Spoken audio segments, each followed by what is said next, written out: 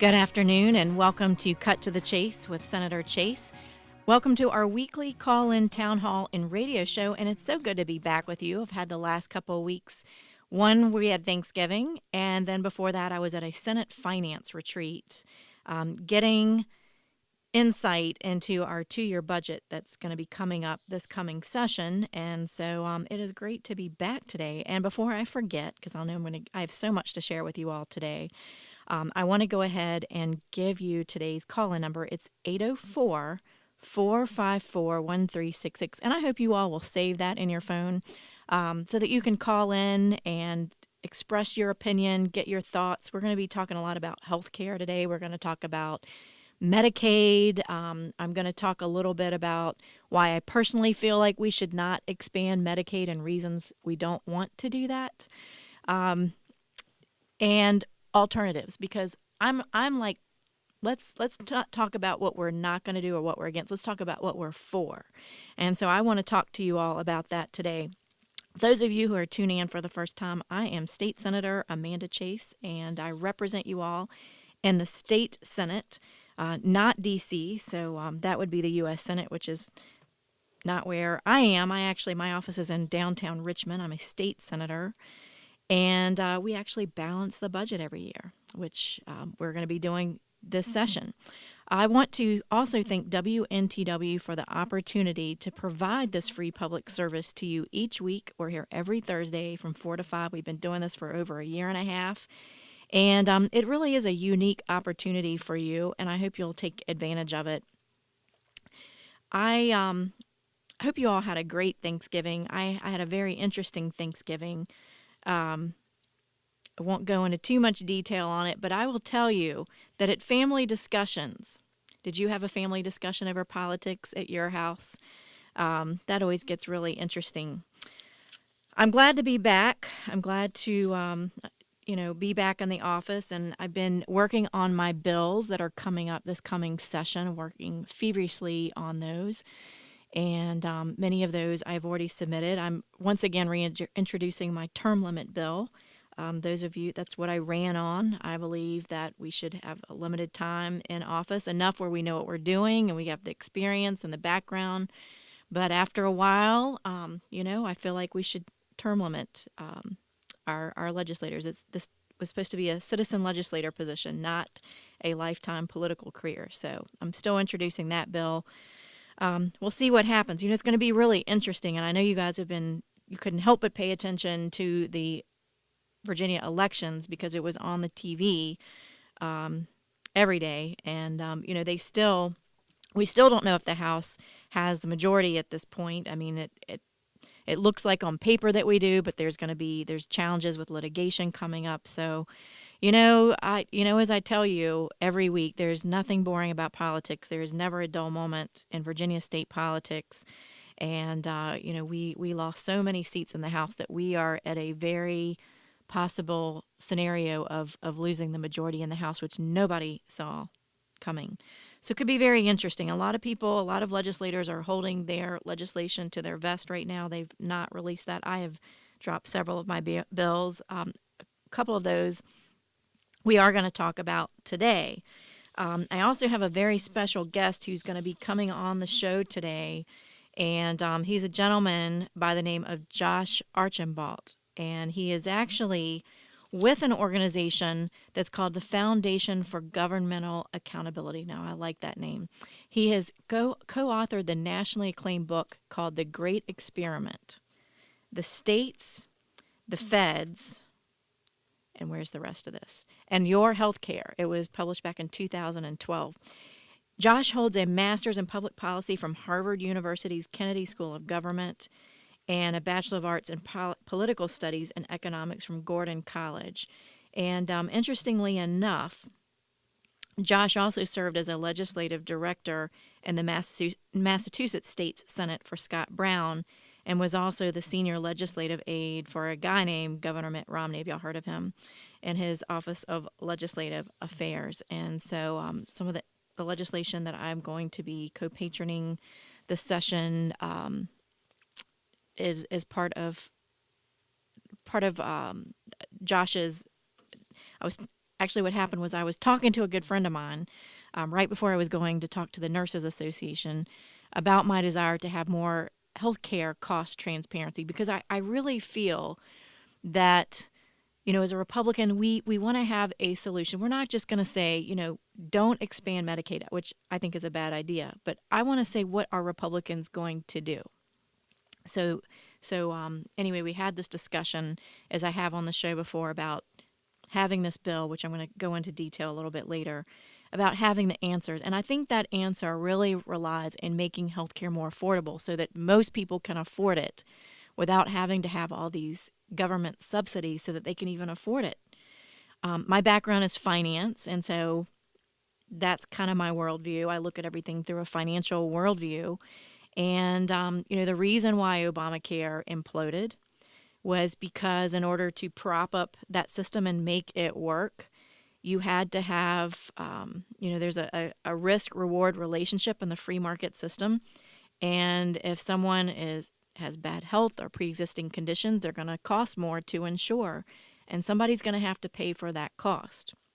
And so the government, for a period of time, was subsidizing that. We don't know what the federal government is going to be doing at this point, whether we're going to get block grants or what's going to happen. But either way, the cost structure is unsustainable because the costs continue to go up year after year after year. And so whether you expanded Obamacare or you don't, it's the costs are just blowing up. It's unsustainable. And so we're going to talk a little bit more about that today, and I'm looking forward to having Josh to come on to talk about that a little bit. So I know, based on what I'm hearing and what I'm seeing, with healthcare, it was the number one issue that I heard at the polls on Election Day, which I worked for about 8 or 9 hours talking to constituents, which I do anyway in my office. And, it really is a bipartisan issue. It is, in my opinion, healthcare is the number one issue that's important to Virginians. And actually, it's not just my opinion, but the exit polls are showing that as well. This week in Richmond on PBS aired, and I appreciate David Bailey for hosting that and inviting myself and Senator Jennifer McClellan, who's a Democrat. We both came on the show, and it aired this past Sunday on cable on PBS, and maybe you can go back and take a look at that. But we talked about this very thing.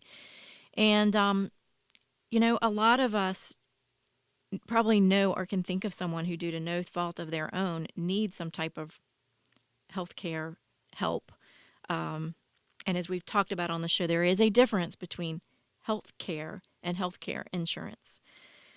We do have legitimate needs going unmet in Virginia right now.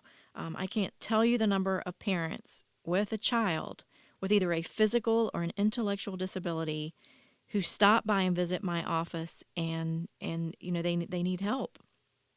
I've had this personally happen, within my own friends, being dropped off of the Medicaid. And so the state currently, I just want to explain something in case some people are not familiar. There is a difference between Medicaid waivers and Medicaid expansion, and many people are not familiar with those differences. The state currently assists those with severe intellectual and physical disabilities. We are already doing that. However, there is a fixed amount of money that the Commonwealth allocates, and because we, by law, must balance our state budget, there will always be a set amount of money to help in certain situations. And so I think it's important for people to understand that. It's very different at the federal level. There has typically been no cap at the federal level. Instead, we've increased our national debt to pay for federal subsidies, and our debt continues to rise each and every day into the trillions of dollars. And it's really, I'm just going to go back to it. It's not sustainable to continue to do that at the federal level. And that is, we're going to have to get away from that model. And so, we have, and I will also say that I've actually voted in favor of approving more Medicaid waivers. That is not Medicaid expansion for our children who it's clear that they have an obvious need. We try to, we look at the number of kids that need this, and we're trying to approve some of those waivers. Medicaid expansion is very different. Supporters of Medicaid expansion will tell you that we must expand Medicaid in Virginia for a number of reasons. And one of those is they will tell you that they think that health care is a right of every Virginian and that every Virginian deserves or should have access to health care, and that the government should pay for these federal subsidies no matter what the cost. Okay, so that's some of what the thinking is out there. And then they also say some other interesting things, which we're going to talk about when we come back from the break. So I want you to think about that. Do you think that health care is a right of every Virginian? I mean, I would love for everybody to be able to afford health care on their own, but is that really the role of our government? Stay tuned. Cut to the chase with Senator Chase. We'll be right back.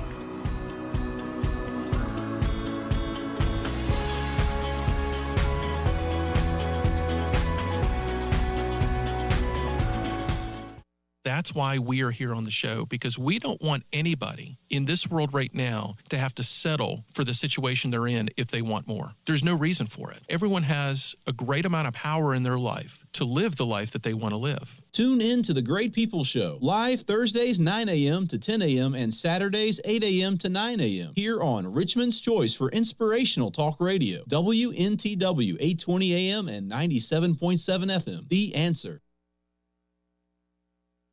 If your financial plan is even slightly out of tune, you may be paying too much for taxes, exposing yourself to too much risk, or retiring without a sound income plan. Listen to WNTW AM 820 The Answer on Saturdays at 9 a.m. and Sundays at 8:30 a.m. to Financially Tuned with Big John Pulowski of Norseman Advisory Group. You can contact Big John at 757-223-1559 or visit the website at norsemanagi.com.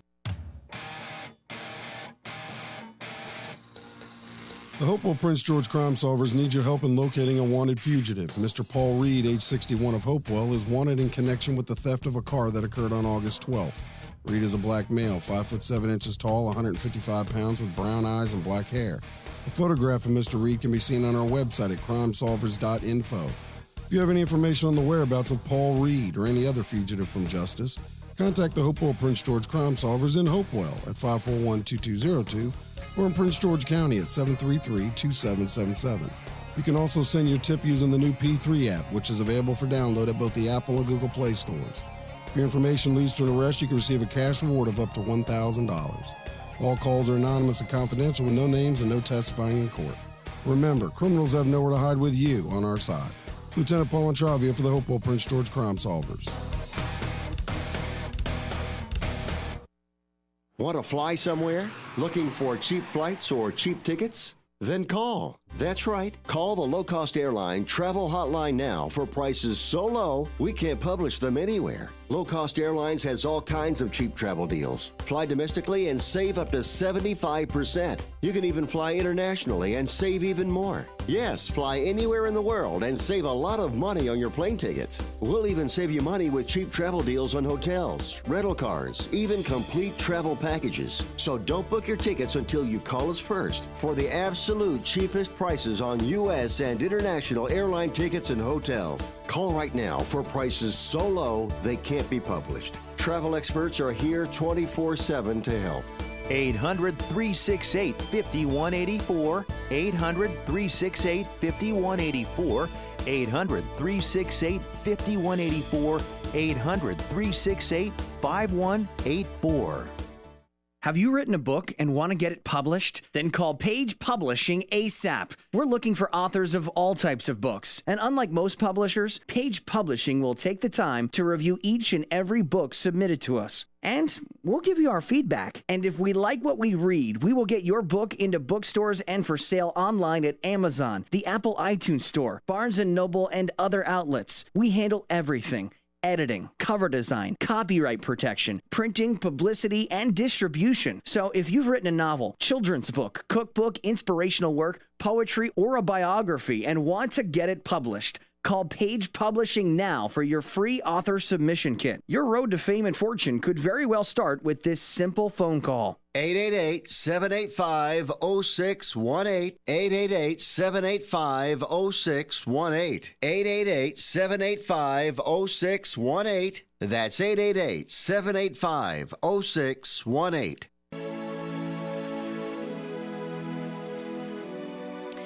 Thank you for tuning in today to Cut to the Chase with State Senator Amanda Chase. And today we are talking about Medicaid expansion in Virginia. Is this something that we should pursue as a state or not? Based on my opinion, I don't think that we should. Based on some facts here that I have that I'm presenting today, I will tell you alternatives that I think would be better and would be more fiscally responsible. And, we've got to address healthcare cost.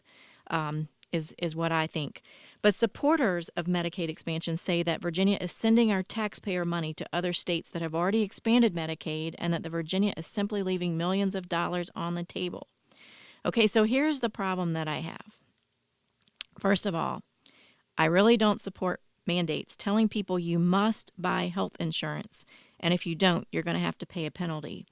I was talking to, there's a hairdresser, okay, that I know, and I'm not going to mention any names on here, who could not afford the health care insurance premiums. It was just too much. It was like $500 a month for a single healthy man in his 60s. And he opted to pay the penalty and go to a free health care clinic for those with low income. He's being forced by law to pay a penalty because he has exercised his right not to buy something. Now, in my opinion, that's called legalized extortion. Okay, let's talk about another scenario. I have another friend who's a small business owner, owns a grocery store. We are forcing small businesses to buy insurance for their employees, and it's a huge expense that incentivizes truly small businesses not to grow and hire additional personnel. It's something that my own family business has had to deal with when we think about expanding. When we get really busy, especially during the spring and the summer. And we need to hire additional seasonal help, and we choose not to. And why? Well, prior to Obamacare, we could hire extra personnel because you can bring on additional people. But now you not just the cost of hiring additional staff, but there is a mandate that if you have a certain number of employees, that now you have to provide the health care insurance. And a lot of businesses are they're living on a slim margin here. So I just think it's legalized extortion. I don't support that. But let me tell you what I do support. What I do support is a bill that I co-patroned that actually passed last session called Direct Primary Care. And this is just one of many options, and I believe I've talked about that on the show.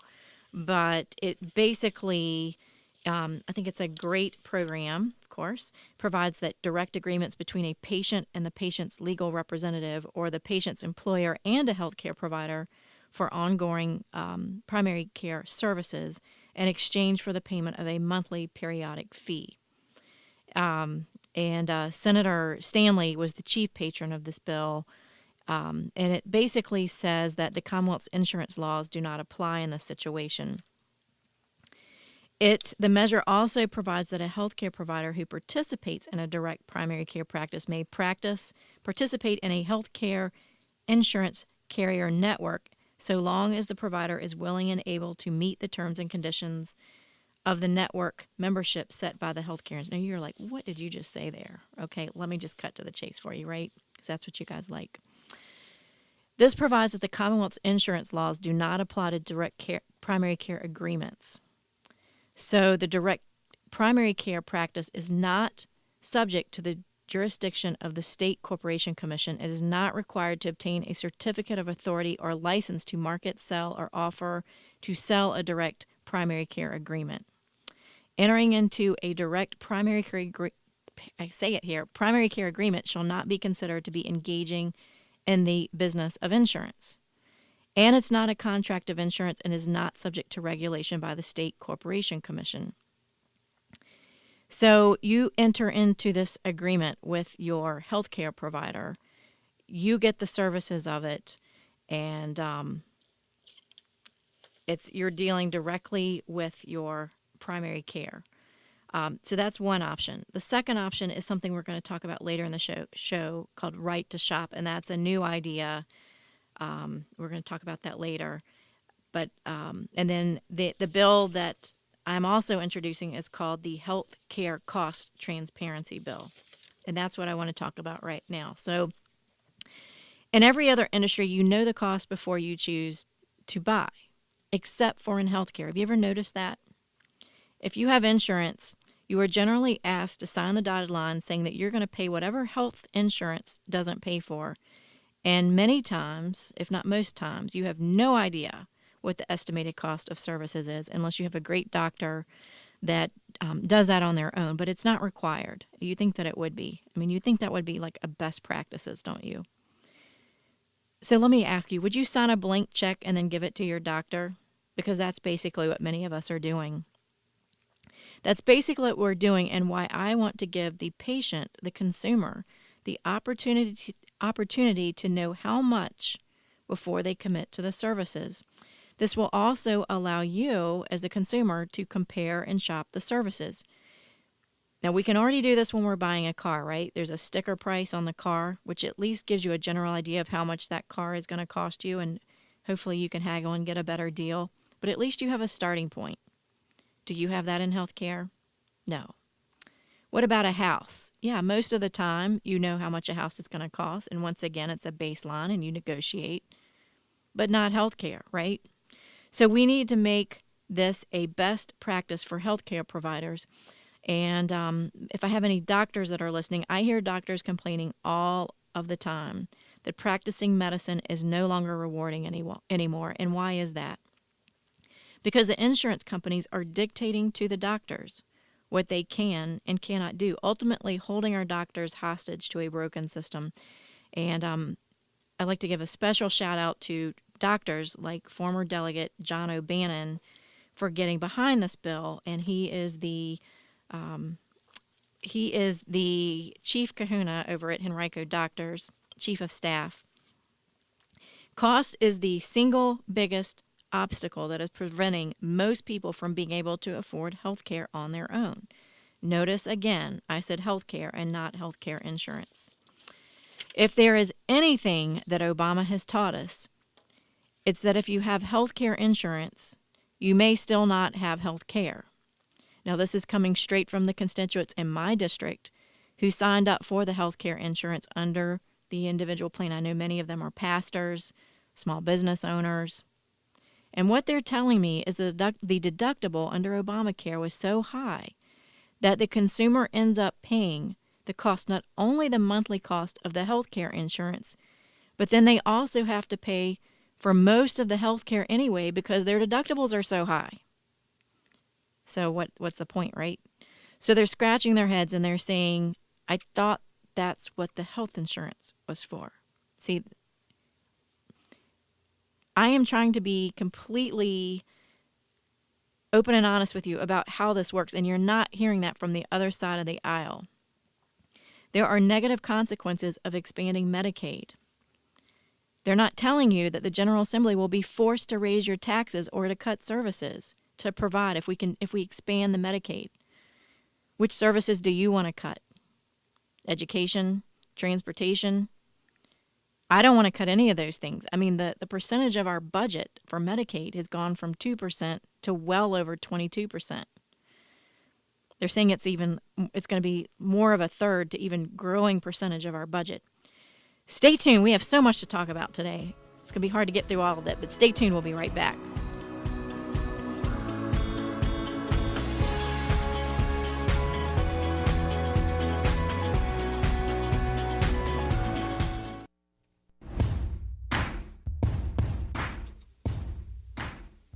Welcome back to Cut to the Chase with State Senator Amanda Chase, and we are talking about reasons why we, as Virginia, should not expand Medicaid in Virginia. You know, the largest such study by far was conducted by surgeons at the University of Virginia. They examined the outcomes for about 900,000 individuals who went through major surgical operations. It was from the period of 2003 to 2007.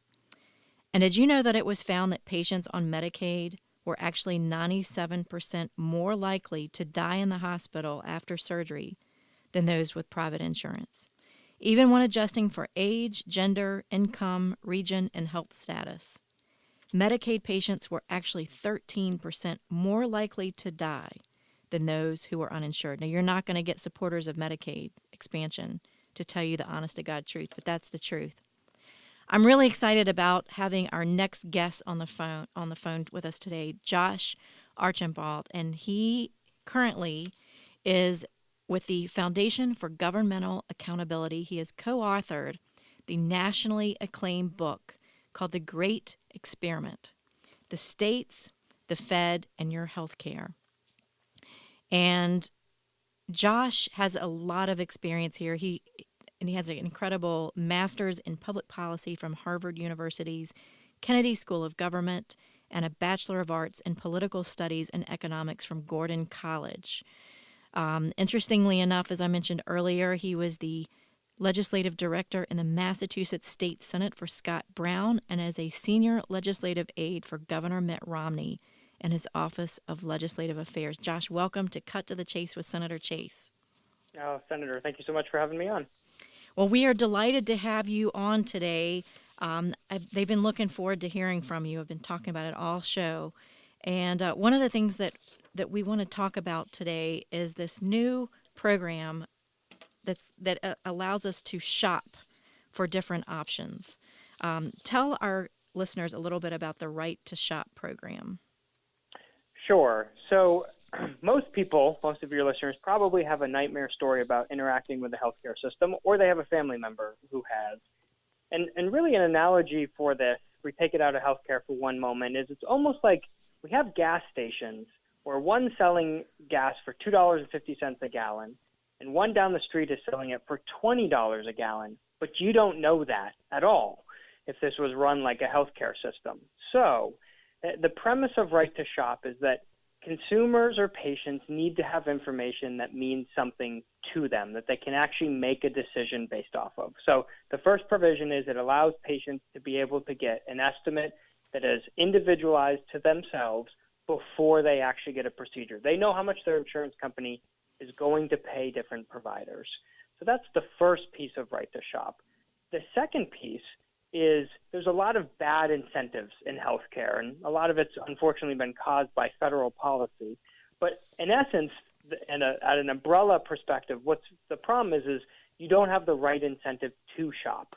And so Right to Shop has the second element that if you do the quote-unquote right thing, you go to a lower cost but high-quality provider, you will get rewarded for doing so. So this can come in the form of cash. It could come in the form of a gift card. Maybe you don't pay your co-pays if you make this right decision, but there has to be some sort of positive incentive for doing so. And then the third and final piece of Right to Shop has to do with a concerning trend that we've seen accelerate under the Affordable Care Act or Obamacare, where healthcare systems have consolidated. They've bought up all the independent physicians and doctors, and now it's big systems, and insurance companies have made the options for patients even more narrow on the plans that they're selling in many markets. And so this provision says that you have the right to access high-value doctors, whether they're in or out of your network. If you can find a better deal out of your network, you can go there. Now, this is already being done in the state of New Hampshire, correct? Correct. So actually, all three of those provisions I just described became law in the state of Maine in June of this year. But you're absolutely right, pieces of it. So the incentive piece, the positive incentive, if you choose a high-value provider, you get a positive incentive. That actually exists in New Hampshire. It exists in Massachusetts. It exists in Florida, is about to start a program for this, and in the state of Kansas. So it is spreading. There's a lot of interest in it. And because I think people understand that they simply can't afford health care, and we need to make sure that the incentives are right and there's some actual competition in health care. Now, let's talk about why aren't insurers already doing this. Now, we're going to go to a break, but when we come back for the break, I think our listeners would be interested is why aren't our insurers already doing this? We're going to talk about that. And then also, will people really shop for health care? And then finally, our state has passed some transparency laws, but what do we need?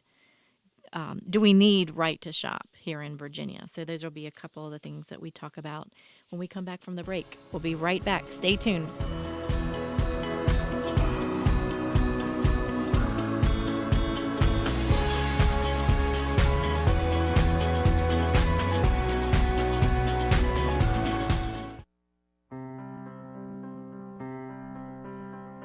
This Sunday morning, from 11 a.m. till noon, you're invited to join the congregation of Community Bainbridge Baptist Church, 1101 Bainbridge Street in Richmond, for their Sunday morning worship service. You'll hear an inspiring message from the pastor, Dr. Mike McClary. That's this Sunday morning at 11 a.m. on AM 820 WNTW, where you find the answer. Money, money, money, money. You gotta have it.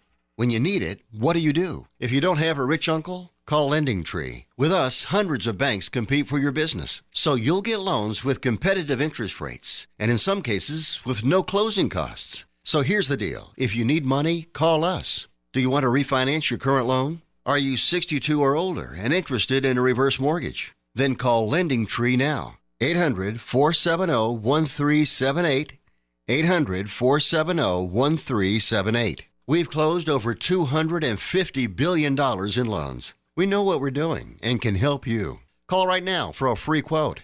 800-470-1378. 800-470-1378. 800-470-1378.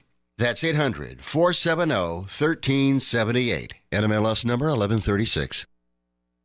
Rates, policy forms, and availability vary by state. I'm 58 years old, married, been working my whole life, got 3 kids done with college and on their own. So, have I scrapped all my life insurance? Heck no. I have more coverage now than ever. When I die, and I know I will, I want my wife to live comfortably without having to worry about money. And I want my kids, and maybe even someday my future grandkids, to have some money so they can start a business or for a down payment on a home. Fact is, there's just no better way to do that for pennies on the dollar than with life insurance. I'm Byron Udell, and I've been talking about this for 30 years. Why? Because it works. If you want to make sure you have life insurance when you die, you have to buy it now while you're alive. Since 1986, AccuQuote has helped hundreds of thousands of people save a fortune on their life insurance. No 3-hour kitchen table face-off either. Call now, 800-516-2499. 800-516-2499. 800-516-2499. That's 800-516-2499. It was true under communism. The left didn't fight communism. Liberals fought, but not the left. The left didn't fight communism. The left fought anti-communists. So what did the left do at that time? What did the left that didn't fight the real evil of the world at the time, communism, do? They fought imperialism. Tune in to Dennis Prager, weekdays 1 to 3 p.m. here on Richmond's Choice for Conservative Talk Radio, WNTW 820 AM and 97.7 FM. The Answer.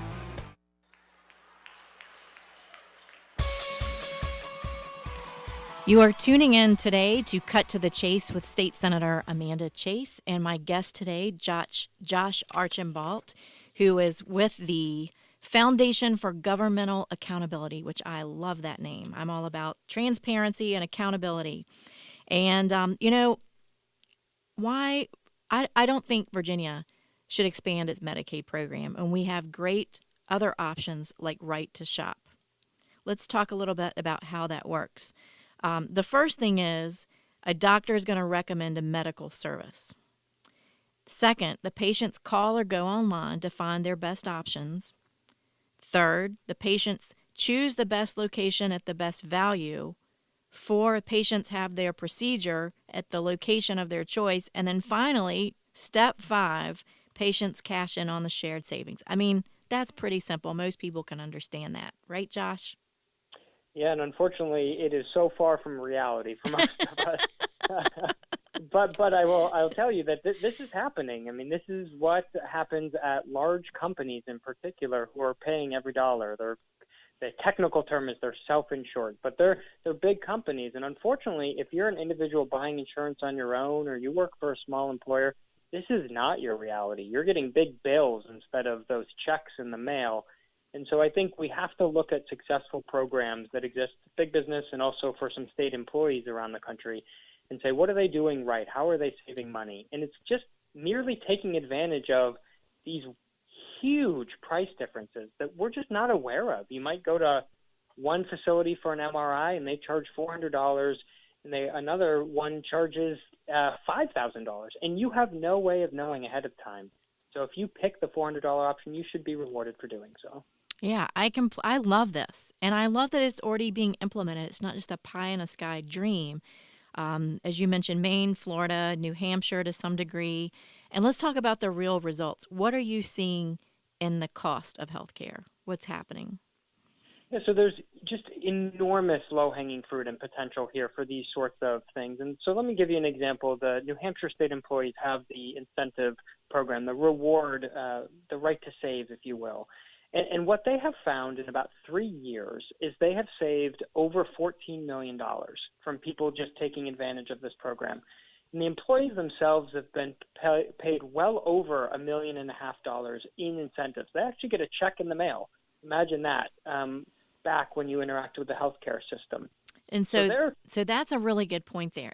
People are getting money back, and they're going, really, this sounds too good to be true. I hear you all out there thinking that. Yeah, well, and I think people, what we think about this is you go on Amazon or you go online or even buying gas, you might make a price decision based on a couple pennies or a couple dollars on the product that you purchase. But in healthcare, for some reason, we shrug our shoulders at thousands of dollars difference. And let me give you one. This is a real life story of a woman in New Hampshire. She has Crohn's disease, and she needed these very expensive drugs. And she got these injections every 4 to 6 weeks, $40,000 per injection. Just remarkable. This is becoming our new reality in American healthcare. But what was amazing is this program started, and there was another provider less than 10 miles away, $4,000 for the exact same drug, just administered at a different location. And so she said, sure, I'll switch. And her reward is she gets paid $500 every time she goes to that lower cost option. Same exact drug. She actually thinks the quality of care is better because it's one-on-one with a provider. So that's the kind of potential that's out there. And I don't think the public fully understands because healthcare seems to remain in this black box. Well, that's what I was saying at the beginning of the show. I'm like, what industry other than healthcare do they not have a best practice of showing you what the cost is for the service? I can't think of one other than healthcare. It's really quite unique. And so I think we're optimistic that this right to shop proposal, as there's been a lot of interest around the country and bipartisan interest, I should mention, in Maine it passed with unanimous bipartisan support. Really remarkable in the age that we are for healthcare at the moment. But I think it's because people realize that they're concerned individuals can't afford basic healthcare with the deductibles that we're seeing being sold around the country. And they're also having problems with access because of all the consolidation that we're seeing happen as well. Well, I am very excited about this bill, and I will be carrying it. I'm sure I will have other co-patrons on this bill. And I would love to bring this to Virginia.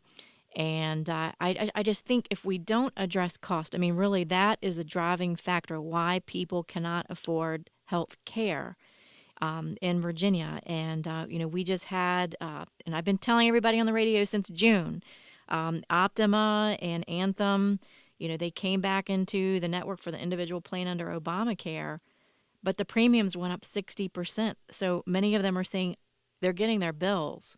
And I've been warning them that this would happen. And I said, you're gonna be in shock when you see that bill. And it's all because they are passing the cost on to, the users. It's eventually gonna hit our pocketbook. So if we don't get a hold of this cost, it's gonna be unsustainable. And we've seen it time and time again. So I am very excited that this is already being done. And I was working on another bill which I talked about on the show earlier, called the Healthcare Cost Transparency Bill, and was talking to a friend in Richmond about my bill, and he mentioned this was already up and working. So I am really looking forward to getting involved and doing all my due diligence and research, because we simply have to have an answer. If we're not going to do Medicaid expansion, I think that seems to be the only expansion, because you have people out there and everybody knows someone that is in a serious issue where they cannot take care of themselves. I mean, I've talked to single moms. There are tons of situations where people they are in legitimate need of help, and it's just too expensive. So I really hope this is an option, and I appreciate you championing it for us. Of course. I think the other question people had was, why aren't the insurers doing this now? Because it really is a great idea. Let's talk about why they're not doing it now. Well, there are a couple insurers around the country that are slowly waking up to this. I think they kind of realize that pretty soon people aren't going to be able to afford their product. Yeah, so we're there. We are there. You may be right. We may be there sooner than hopefully. But I think the issue really ultimately is, if you think long and hard about this, most people think insurers want to save money, and some of them do. But at the end of the day, the smaller amount of money that's spent on healthcare, that means that there's a smaller piece of the pie left for the insurance company. Mm-hmm. And so there's some, again, bad incentives here that have been created by federal tax policy over the years that go back decades and decades.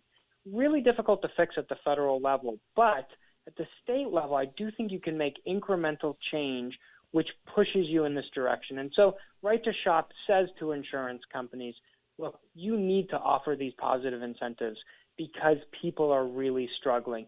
And even if an insurance company gives you a plan with a $5,000, $10,000 deductible, they're not going to be paying for that first $5,000 or $10,000.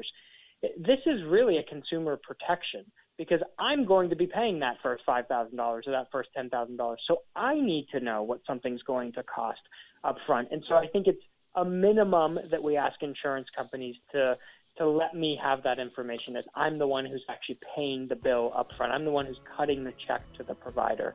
I think until we get a handle on this national controversy we've seen around Medicaid expansion and subsidies is going to continue. We've got to drive down healthcare costs. Josh, thanks so much for tuning in. Thanks for coming on the show today. We greatly appreciate it. This is Pat Rogers. Say, where did the fun go in talk radio? When you've had enough of politics, rumors, and name-calling, why not relax and enjoy the waning hours of the weekend and join me for an hour of comedy, commentary, and utter nonsense on the Love Doctor Radio Hour. We'll be here waiting for you at 7 p.m. on Sundays on this station, AM 820 and almost 98, 97.7 FM, WNTW.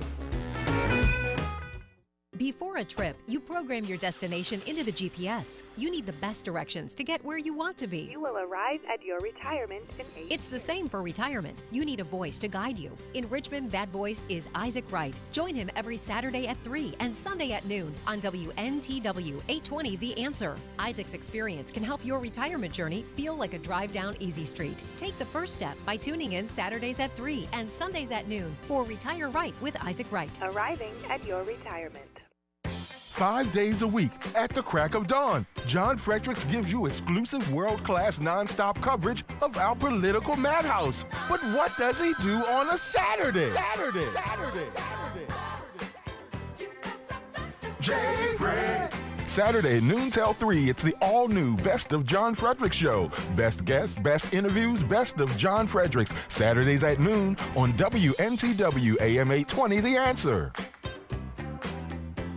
Attention! Sorry I'm talking a little loud because I want to reach people with a hearing problem. Do you want to hear better for just $299? Yes, not thousands, but for $299, you can hear all the sounds you've been missing for years. Hearing Help Express has been helping people hear better, selling top-quality hearing aids for over 30 years. Now's your best chance to hear better with hearing aids for only $299, plus a free 45-day home trial trial offer, and you don't even need to leave your home or get a hearing test. Call now to start your risk-free 45-day home trial offer. Call 888-451-2042. 888-451-2042 for free hearing help consultation. Learn how Hearing Help Express can improve the quality of your life. Visit us online now at hearinghelp.com or call 888-451-2042. 888-451-2042.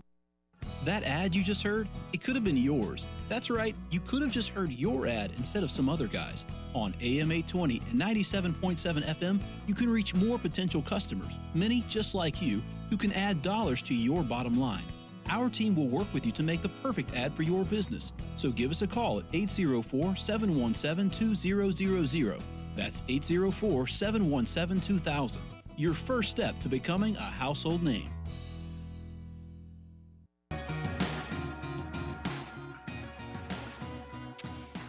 Can't believe we are already at the final wrap-up for Cut to the Chase with Senator Chase today. And I hope you've enjoyed and found today informative. A lot of times we hear, okay, the only option we have is to expand Medicaid. But I'm here to tell you there are other options, and I think we should definitely take those into consideration.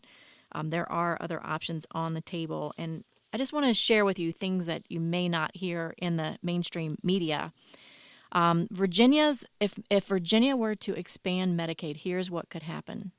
Virginia's Medicaid spending will explode. And why is that?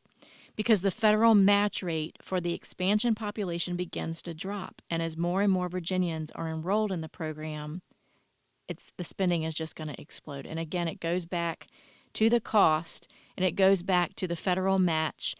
It's not money on the table that the federal government is going to continue to pay. In fact, they told us that they are gradually going to pay less and less of it, and more of that is going to be that burden is going to be taken on by the state governments who are already so strapped. We've already talked about the mountains of clinical literature, including the University of Virginia study, showing where Medicaid actually harms the poor. And in fact, they're saying that Medicaid patients were 13% more likely to die than those who are uninsured. How often do you hear that? Not very often. In 2008, the Virginia Medicaid program paid doctors 29% less than private insurers did. In states with expansive Medicaid programs like California, New York, Medicaid pays doctors 62% and 71% less, respectively. When Medicaid patients can't get predictable access to care from physicians, their cancers go undiagnosed and their heart conditions go unmanaged. Virginia should instead insist that Washington provide more flexibility with Medicaid spending so that the Commonwealth can provide them with the dignity of private insurance. I'm telling you, this is not what you're going to hear in the mainstream media, but it's the truth. And as a result of doctors not getting paid what they would in the private sector, the doctors are dropping out of the program. Now, you don't hear that. According to the Urban Institute, there is a considerable concern about whether there will be enough doctors to see the influx of new Medicaid patients. It seems unlikely that there will be increases in permanent participation among privately practicing physicians, with a temporary increase in federal payments for primary care physicians for 2 years. The biggest problem in Virginia that you will see is that we are developing a sufficient capacity in the southern and southwestern parts of the state, and in these areas, enrollment increases will be the largest, and provider shortages will be the greatest. And that is the problem. That is the problem. There are so many issues with Medicaid expansion. I can't complete it all on one show. I'm going to try to continue to talk about it on our next show next Thursday. So I hope you will stay tuned with Cut to the Chase with Senator Chase as we talk about Medicaid expansion in Virginia and why it's not a good idea for Virginia. We'll see you next Thursday.